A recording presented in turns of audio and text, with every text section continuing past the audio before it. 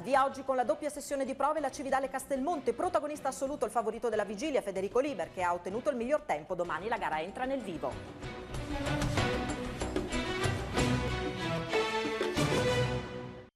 Ed ora siamo allo sport, oggi al via con la doppia sessione di prove la Cividale Castelmonte. Ci racconta tutto, come è andata Marco Angileri, che abbiamo in collegamento al telefono. Buonasera Marco. Buonasera Alessandra, buonasera ai telespettatori di Telefriuli. Dunque una giornata di prove cronometrate per questa 38esima edizione della Cividale Castelmonte, una gara internazionale di velocità in salita, 160 piloti al via, un buon numero nella città ducale in corsa per il trofeo italiano velocità in montagna. Il campionato austriaco è quello sloveno. Un nome su tutti, un protagonista assoluto, il veronese Federico Liber, che con un gran tempo 3:19,56 su una Gloria, una C8P, ha staccato nettamente di 7,88 il pilota udinese Stefano Gazziero su un'Osella FA30 molto più potente, ma chiaramente sulle strade strette della Cividale Castelmonte ci vuole molta agilità, come è stata appunto per il veronese Liber, che ha staccato un punto nella prova di 7,88 Gazziero. Terzo posto per il piacentino Alessandro Tinaburri a 9,08.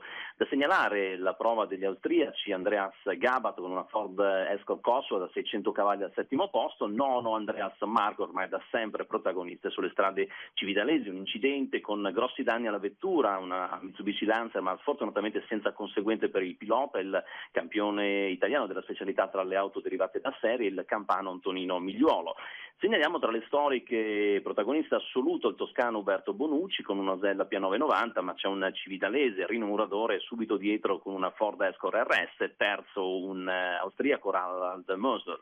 Presenti nella gara dunque cividalese per il 30° anno, organizzata dalla scuderia Red White, un po' di tutto: prototipi, ruote coperte, vetture Gran Turismo da rally E1 con sostanziali modifiche alla carrozzeria e motore, con potenze da brivido quasi a sfiorare i 600 cavalli, numerose anche le vetture a ruote scoperte. Dunque un percorso che conosciamo molto bene, molto apprezzato a livello nazionale, uno dei più apprezzati, lungo 6 km e 400 metri, con i migliori piloti che corrono a una velocità che tocca i 220 km/h, come media siamo attorno ai 120 km/h. Si festeggia anche nella gara cividalesi 50 anni di competizioni automobilistiche di un pilota di casa, un inossidabile Graziano Fantini, uno degli ideatori della corsa cividalese. È perciò una festa nella festa in questa 38esima edizione della Cividale Castelmonte. Ricordiamo domani motori accesi dalle 9:30 per la doppia sessione di gara, si parte verso le 9:30, grosso modo seconda manche di gara dopo le ore 13, perciò possiamo dire proprio un'intera ed intensa giornata di gara con questa 38esima edizione della Cividale Castelmonte. Grazie a Marco Angileri per questo aggiornamento. Noi chiudiamo con